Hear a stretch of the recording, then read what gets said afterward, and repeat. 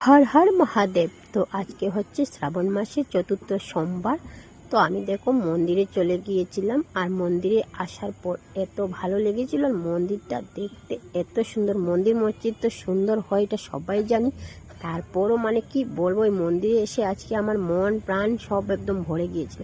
তোমরা যদি কখনো এই মন্দিরে আসো দেখবে তোমাদের অনেকটা ভালো লাগবে। যাই হোক, আজকে যখন শ্রাবণ মাসের সোমবারে এসেছি, লাস্ট সোমবার, তো বাবার মাথায় জল ঢেলে পুজো করে, লক্ষ্মীনারায়ণ মন্দিরে পুজো করে একদম সমস্ত আমার মনস্কামনা পূর্ণ করে আজকের দিনে আর এই শ্রাবণ সোমবারটা পাবো না বলে একদম বাবার মাথায় ভালোভাবে আমার মন শান্তি করে জল ঢেলে এসেছি। তোমাদের এই মন্দিরের ভিডিওটা কার কার ভালো লাগলো নিশ্চয়ই বলবেন।